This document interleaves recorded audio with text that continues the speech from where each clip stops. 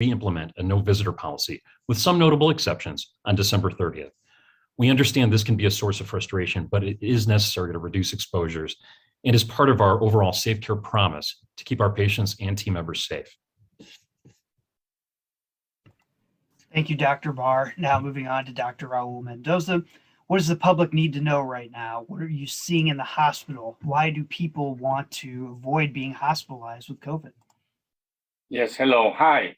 Whether you're in Florida, you're in Seattle, you're in the Midwest, I know that you all have experienced firsthand, or you know someone who has COVID, and you are fatigued, you are pandemic fatigue, and we are fatigued as well.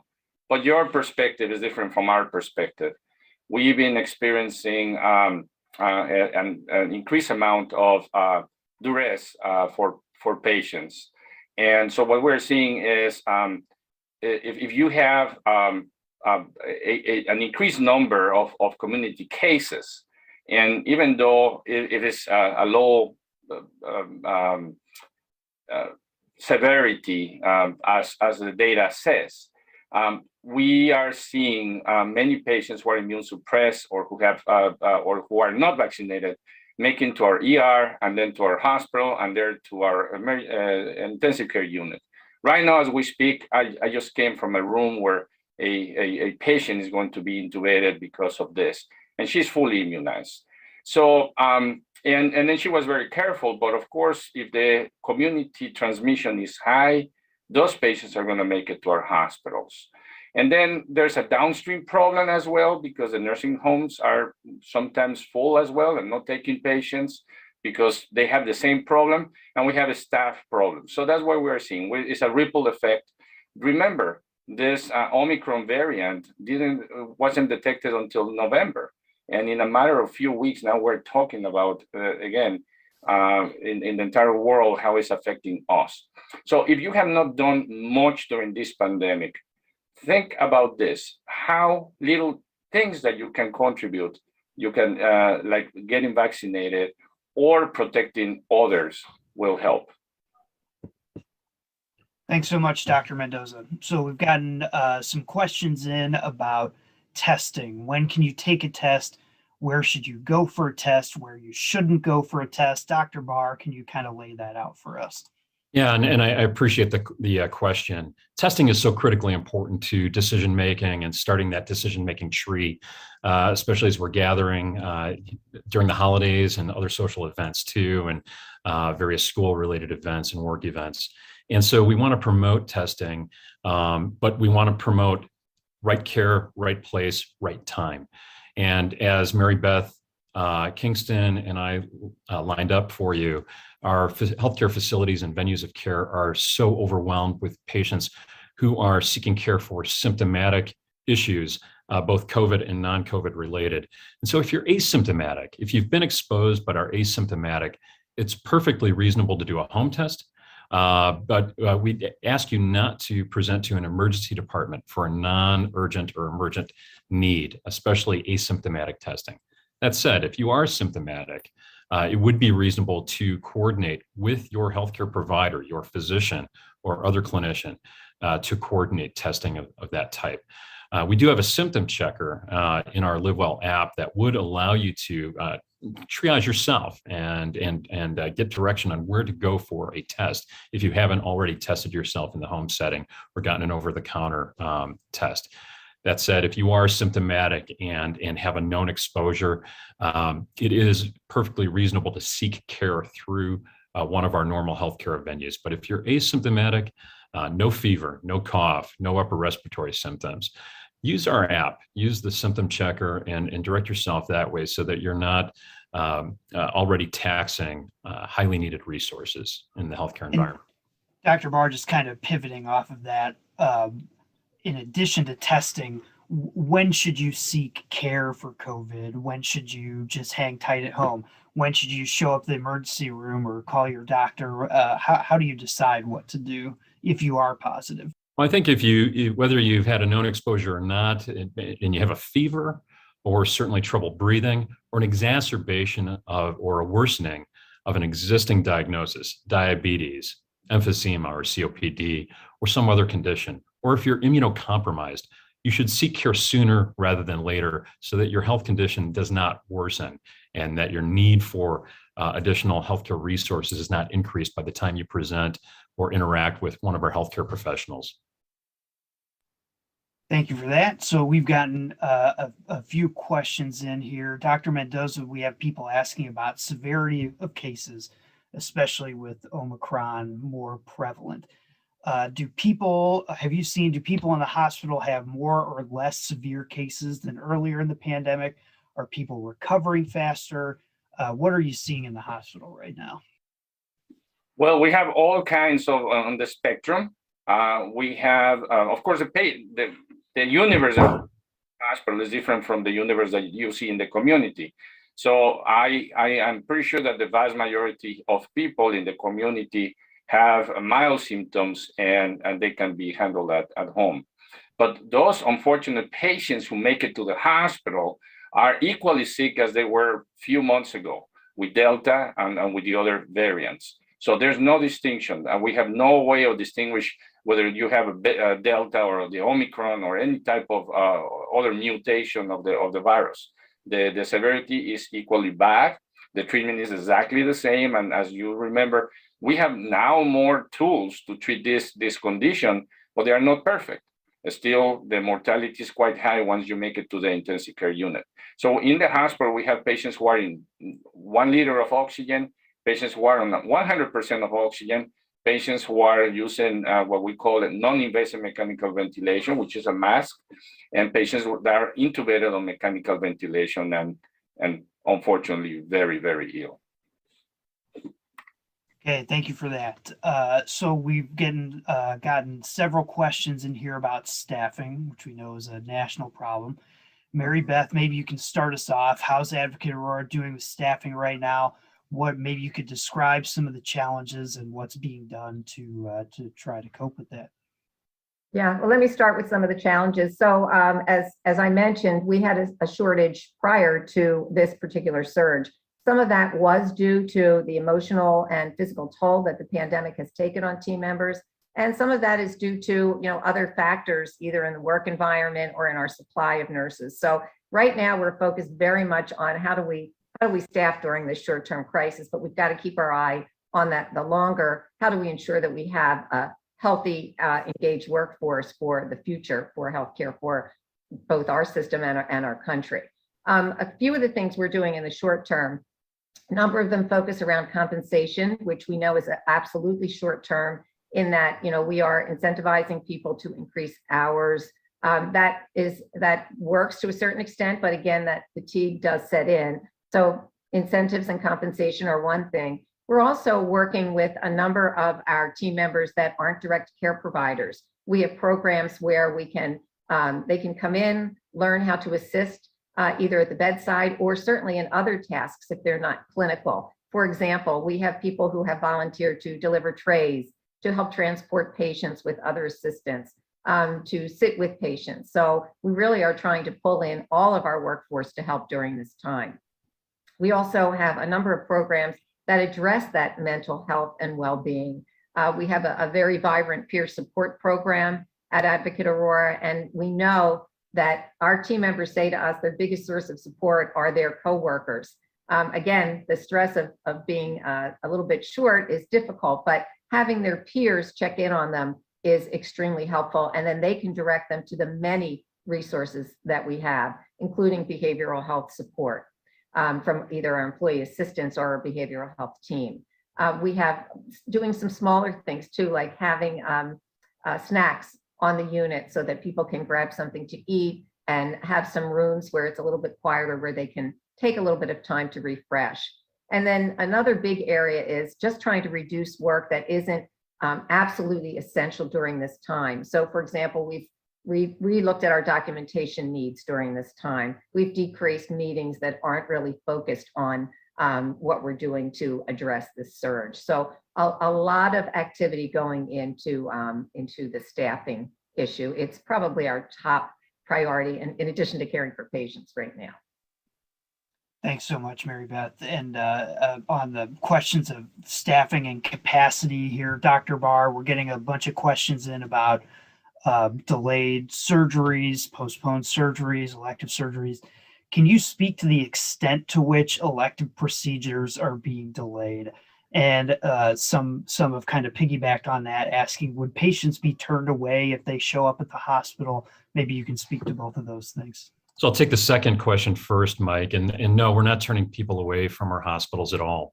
And that's quite the issue right now, is that we don't turn people away. And so there's simply more work to do over the same period of time, in the same physical constraints and staffing constraints that Mary Beth just outlined for us. So, and so we want to make sure that in partnership with the communities we serve, people have an understanding of right care, right place, right time, and so that we are not flooding our emergency departments at a time when they're already at capacity. Relative to surgeries and elective procedures, I want to make sure we're clear about the definition of what we mean when we say non-essential procedures or non-essential surgeries. And those are those surgeries that, if not performed, would result in loss of limb or life, or result in possibly an admission for an exacerbated or worsened underlying condition. And so we're not delaying cancer diagnoses, cancer treatment, or life-saving, limb-saving surgeries and procedures. At the same time, we are postponing or delaying, not canceling, but rescheduling certain procedures to times and places where there is appropriate staffing and space and capacity to perform those surgeries and procedures safely. And safety is our key underpinning of everything that we do. And so we want to make sure we're still providing the same convenient and welcoming Advocate Aurora healthcare experience that everybody has come to know and expect, and yielding a very positive clinical experience and outcome as well. The degree to which these procedures and surgeries are being delayed or rescheduled varies from town to town, community to community, based on capacity. So if we do have one hospital that has a little more room than another, the delays will be less pronounced in those places. But we have not stopped elective surgery altogether, simply because not all of those procedures result in a hospital stay or take on an excess amount of hospital-related resource. However, where it does benefit us to better care for our COVID population, we are creating space and freeing up staff to care for that higher need population. And so that has resulted in a delay or postponement or rescheduling of certain procedures and surgeries. And we're asking for every community's patience with that. I think, like so many other healthcare organizations nationwide, what we're doing is really no different. But I think where we're advantaged is the size and scale of our organization allows us to shift or send resources where they're most needed for a designated period of time, and then resume normal processes and workflows when the situation allows. Thank you, Dr. Barr. Dr. Mendoza, a question about the flu. Earlier in the pandemic, we would hear people ask, can you get the COVID vaccine, the flu vaccine at the same time? We have a question here from a reporter. Is it possible to have COVID and the flu at the same time, or COVID and a cold at the same time? Can you be double infected? And I guess generally, what are you seeing as far as flu season goes on top of COVID-19? Yes, that's a very good question. So the first, yes, you can receive both the influenza vaccine and the COVID-19 vaccine. There's no reason not to. And then actually, myself and family members did the same. And also, it is possible. We have a patient who has double infection. She's in the hospital, and she has both influenza and COVID. And so it is the community transmission of influenza. If you see the DHS numbers, it is increasing week after week. I think last week we have 7% positivity rate, up from 4% the week prior. So it is anticipated that we will have patients that have both infections, and of course that's not good news. And could you briefly describe, how that presents itself? What a patient faces if you're not vaccinated for the flu, you're not vaccinated for COVID, and you catch one or the other or both? How does that show up? Well, as you know, the spectrum of both viral illnesses varies from individual to individual and has to do with multiple host factors inherent to the patient. So if the patient has underlying chronic illness, underlying immune suppression, the symptoms could be more severe. There's no clear way to distinguish between a viral infection from influenza or a viral infection from parainfluenza or other virus from COVID-19. Of course, patients who have COVID-19 and make it to the hospital, they have a more severe illness. And unlike the other variants, it looks like lack of smell is not as common with this variant as compared to the previous Delta and Beta and Gamma. Thank you, Dr. Mendoza. For anybody who wants to jump in here, we've had a few reporters ask about schools, kids heading back to school. Every district is going to be different. So I guess this is not a question about local policies, but what would you tell parents? Kids are going back to school. What would you tell them? And then also there was the news this morning about Pfizer and young people with boosters. So anybody who wants to jump in to give advice to parents, I guess, at this point. Yeah, Mike, I might take a stab at that and tell you that, yes, the FDA did approve the Pfizer vaccine for booster purposes in the 12 to 15-year-old age range. So that definitely gives us a little bit of optimism in terms of repelling the impact of viral infection. It may not reduce the Omicron variant spread, but it will reduce the impact of that spread, we believe, in those who are vaccinated fully and then boosted. So that increases the number of people that are considered to be in that population of boosted individuals. I do think relative to the school-age population, though, we want to align with CDC guidelines and local ordinances, but still reinforce the public health mitigation measures that we've been touting all along, insofar as hand washing, masking, distancing, using common sense when it comes to social events, especially among the unvaccinated and the immunocompromised population. And then I'd like to address another phenomenon, and that is the hesitancy to report a positive test result or symptoms in certain families or communities. We've become aware through interactions with our patients that, I was positive, but I didn't really want to tell anybody because there is a certain stigma associated with being positive and being the source of another person's infection. And that actually works against us socially because it promotes spread, unknown spread, and it sets us back in the timeline of the pandemic. And quite frankly, there may be those who are infected who are at greater risk for a negative impact or result from infection, an immunocompromised person or somebody with underlying health disease. So if you do have a positive result, it is important to let those around you know. It's the courteous thing to do. It's the right thing to do. It's the healthy thing to do. So we really want to promote that in the school-age population and the population at large. Thank you, Dr. Barr. So somebody, maybe we've gotten to this, maybe we haven't. Early studies showed that Omicron caused milder illness. And so if that's the case, why are we seeing so many hospitalizations right now? Would somebody like to try to address that?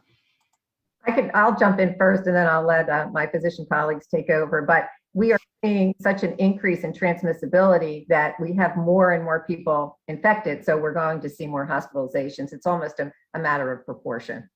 Jeff or Raul? Yeah, I'd simply add, Mary Beth, contrary to what many celebrities or other notable people in the news might say, this is largely a problem of the unvaccinated. While we see plenty of vaccinated individuals infected, as Mary Beth indicated earlier, the overwhelming majority of our COVID-positive inpatients and the more severely affected inpatients are unvaccinated. And so what we are seeing are people infected with Omicron who, had they been vaccinated and boosted, may not have had as severe an outcome. And we would see lower mortality rates as well if vaccination and boosting were more prevalent than they are currently.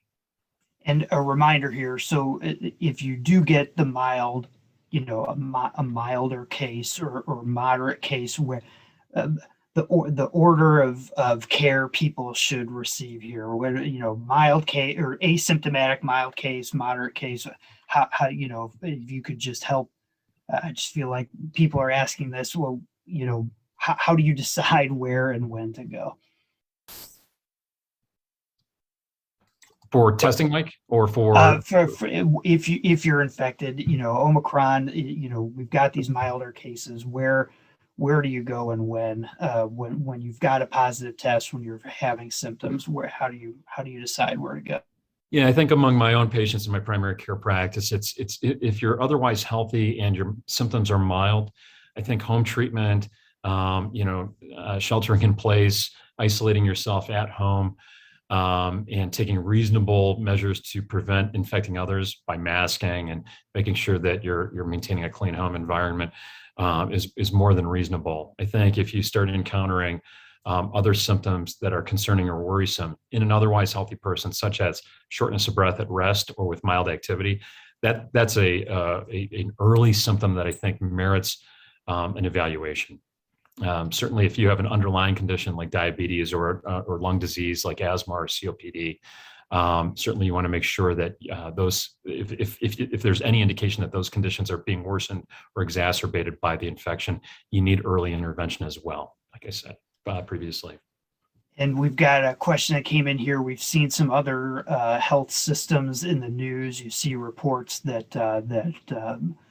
governments are calling in military personnel to help in the hospitals. What's our situation with that? Is that been considered, talked about, anything like that?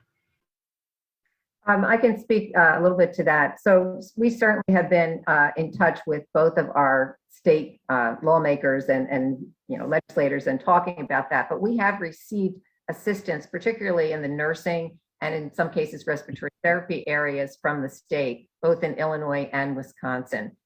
So they have provided us with supplemental staffing in terms of nursing, in partnership in Wisconsin and in Illinois as well. Thanks very much.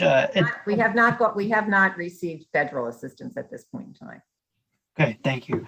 At this point, I think it'd be a good idea, given the time, to turn things over. Oh, Dr. Barr, were you? Just one point I wanted to emphasize, Mike, and I we say this a lot, but I do think it bears emphasis that we don't want people delaying regular care either.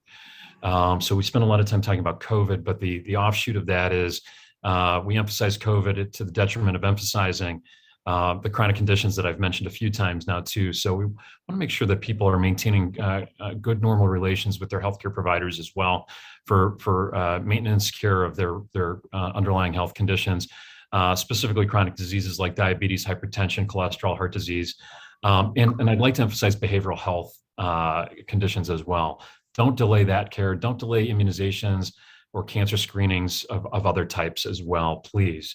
That's critically important. And we, like so many other healthcare systems, are making sure that our normal operations are consistent and available. So please make use of that, whether through our virtual care, in-person care.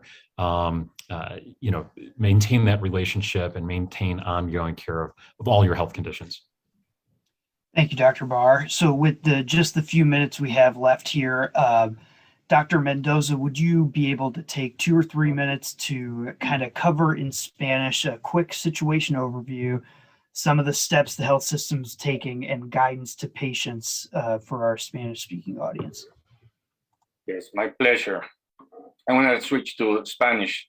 Queridos hermanos de habla hispana, este es el doctor Mendoza, soy un neumólogo en la ciudad de Green Bay, en Wisconsin. Y les quiero dar algunas noticias de lo que está sucediendo con la variante de Omicron, con el COVID. Desde luego, como ustedes saben, los casos en la comunidad han estado aumentando en una proporción desmedida. Es muy importante que sigamos las reglas de seguridad pública, de higiene, y estemos atentos a los mensajes del gobierno.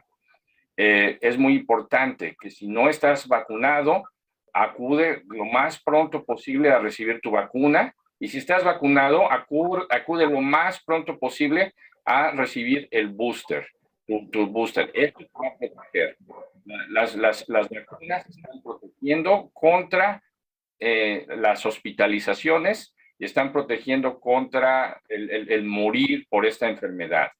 Hemos estado viendo un continuo aumento en los hospitales y los cuartos de urgencia. Poco a poco se han estado abarrotando, creando una situación de urgencia. Necesitamos, por favor, su cooperación. Si tienes síntomas, por favor, quédate en casa. Si tienes manera de hacerte una prueba, no acudas al cuarto de urgencias, cómprate una prueba rápida que puedes hacerte en casa o ve a algún lugar que no ocupe los lugares de urgencia. Pero si tienes síntomas o si tienes alguna otra enfermedad, por favor, aquí estamos para cuidarte y para atenderte en los hospitales. Los trabajadores de la salud, tanto como ustedes, todos estamos fatigados por esta pandemia, pero juntos vamos a crear la solución. Cuídate mucho. Gracias. Don. Thank you, Dr. Mendoza. I really appreciate it. And thank you to Chief Nursing Officer Mary Beth Kingston, to Dr. Jeff Barr, and Dr. Raul Mendoza, and thank you for all the reporters for coming today. We tried to get to as many questions as we could. If you have follow-ups, you can email mediarelations@aah.org. Thank you again, and have a good day. Thanks, everyone. Thank you.